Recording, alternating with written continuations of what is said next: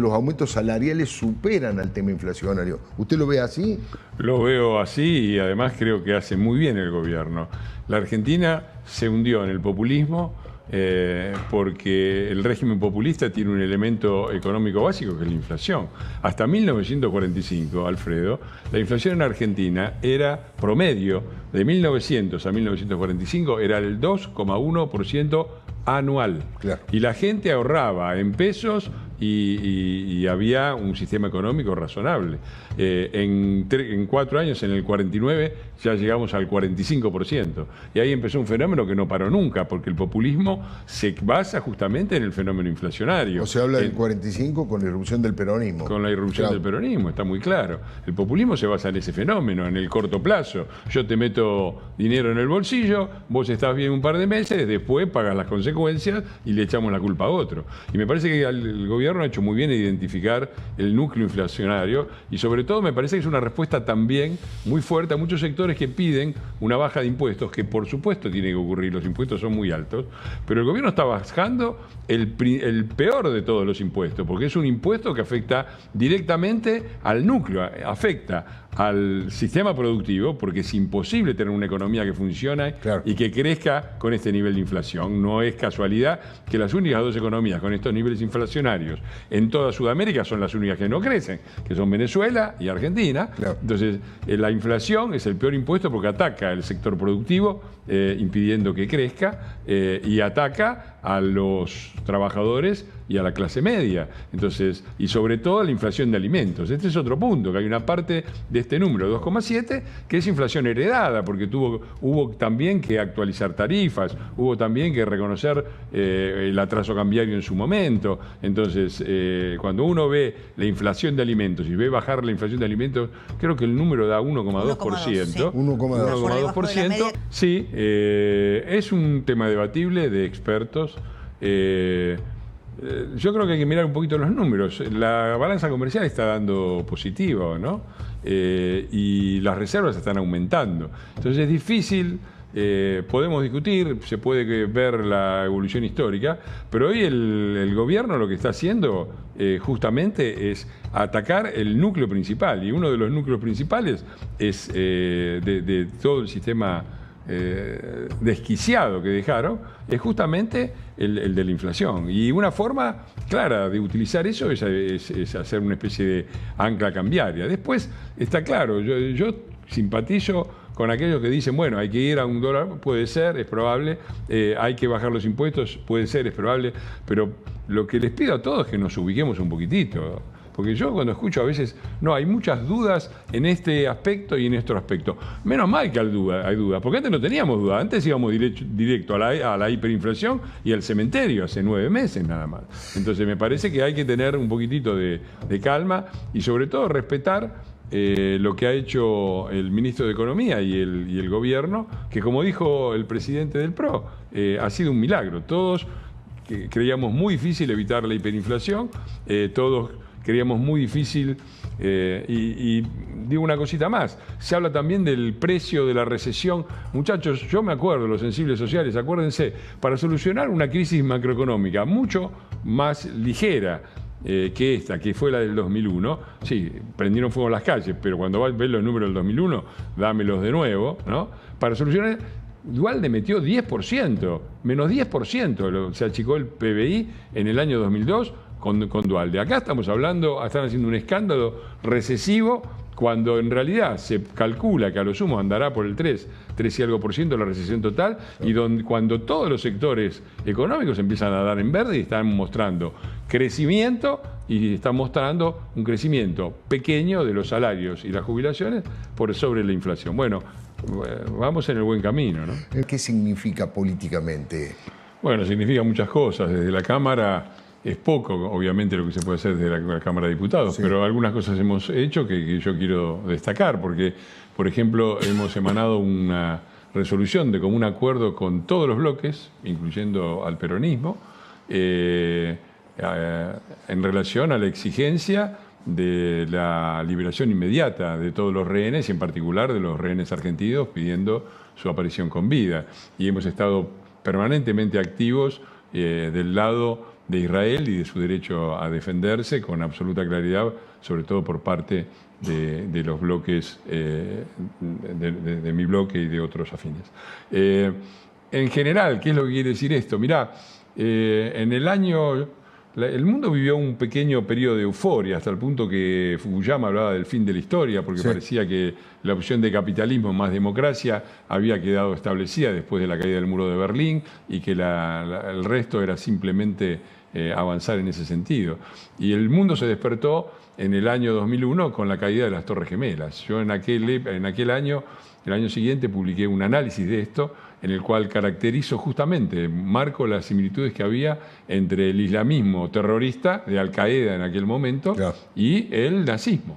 Y marqué también algunas cosas en las cuales no quiero obviamente banalizar la Shoah ni muchísimo menos, pero hay cosas que no hemos visto ni siquiera en el régimen nazi. No hemos visto, por ejemplo, este militante que había asesinado a un judío y salió a la ventana a saludar a Loel con las manos, mostrando las manos sangrantes. Claro. Hemos visto el 7 de octubre la llamada telefónica diciendo: papá, mamá, maté a no sé cuántos judíos, felicítenme. Que con mis propias manos. Lo que hacen, yo sabés lo que había puesto en aquel libro que se llamaba Twin Towers, del 2002, había puesto un análisis de una foto de un chico de Islam, el hijo de un islamista terrorista, ni siquiera tenía una ametralladora, tenía todos cartuchos pegados a su cuerpo, como proponiéndose me compre un chico de 9 años, digo. Terrible. Esa locura, bueno, ahí arrancó, después siguió con ISIS, siguió de muchas maneras. Me parece que esto es un desafío muy claro a la civilización. Acá no es una cuestión de derecha, de izquierdas, no es una cuestión, es un desafío directo a la civilización por parte de una secta que cree que tiene derecho a aniquilar y me parece que las excusas que ponen son absurdas, ¿no? Por ejemplo, se habla de los territorios ocupados. Yo me permito recordar que el último territorio ocupado que Israel dejó en manos fue justamente la Franja de Gaza. Se retiraron de ahí.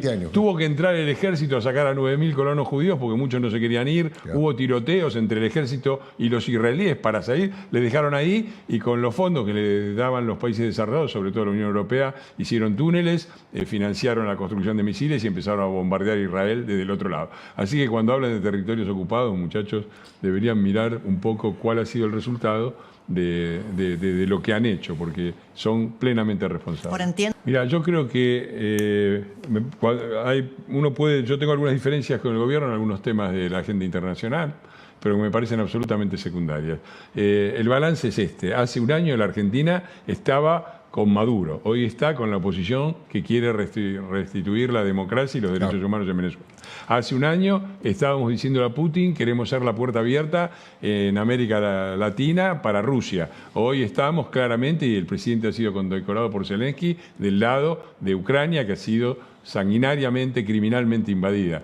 Y estábamos también en el pacto de impunidad, porque el conflicto en Medio Oriente, digamos la verdad, es entre Irán e Israel. Seguro. Y Hamas y Hezbollah son simplemente los proxies, de Irán. Estábamos en un pacto de impunidad con Irán. Hoy estamos claramente a favor del derecho de Israel a existir y a defenderse. Ese es el gran cambio de la política internacional y yo no puedo más que estar completamente de acuerdo. Hoy participé a la mañana en una reunión que se hizo en el Parlamento Europeo con los exiliados cubanos que reunieron a una enorme cantidad de parlamentarios europeos y subrayé una cosa que realmente duele, que es la ausencia sistemática en la condena a las dictaduras de Cuba y Venezuela por parte de la socialdemocracia europea.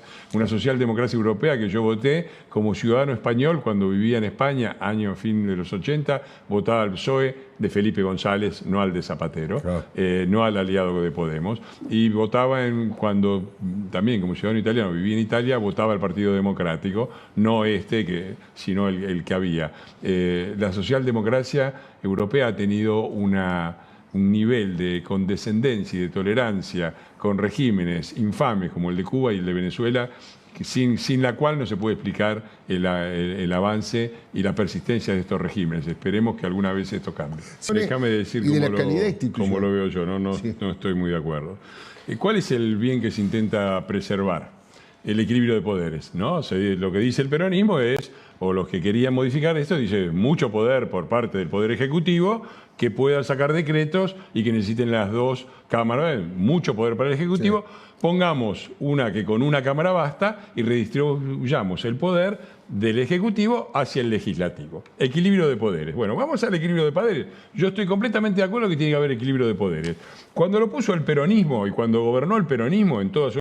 tenían 50% de los diputados, más del 50%, 50,6%, es decir, quórum propio y mayoría agravada propia. Claro. Tenían 38 senadores, 52,8%, quórum propio y mayoría agravada. Tenían 19 gobernadores, el 80% de los gobernadores eran peronistas. 23 de los 27 intendentes del conurbano, que sabemos lo que quiere decir manejar el conurbano, 23 de 27.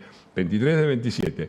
Con ese esquema, y no hablemos del Poder Judicial, le paso un mensaje, ya que se ocupa del lawfare, este chico Grabois, le aviso, es un lawfare medio raro, porque resulta que en Comodoro, las dos grandes instituciones judiciales, que son Comodoro Pi y la Corte Suprema, en la Corte Suprema 3 de los 4 jueces son peronistas.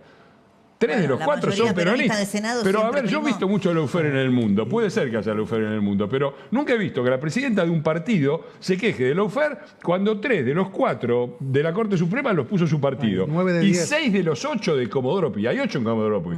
6 de los 8 los designaron, entre ella y el marido.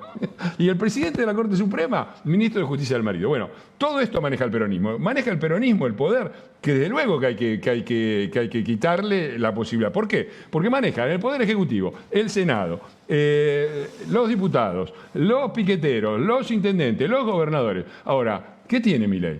Cuando me dicen la amenaza a la democracia y la acumulación de poder de Milei, ¿cuál tiene? Te doy los datos, porque a mí me gusta datos, matar datos. Estamos un poquito... Rápido, 15% de los diputados tiene Milei. Sacó 56%, pero tiene 15% de los diputados, 8% de los senadores. No tiene un gobernador, no tiene intendente. La CGT y los piqueteros con el peronismo a favor, ahora en contra. Entonces, equilibrio de poderes sí. Eso quiere decir que cuando gobierna un gobierno que tiene estas mayorías, cualquiera sea, entonces es razonable reforzar el poder legislativo. Mientras sigamos con una constitución absurda para mí, que es la del 94, sí, que te da 56% de los votos al presidente y le da el 15% de los diputados y el 8% de los senadores, bueno, acá lo que hay que reforzar es el poder presidencial, que es muy escaso. Así que los muchachos que hagan la cola y que dejen de hacer payasadas, porque esto de que lo impusieron ellos y ahora vienen con la banderola de Alberdi,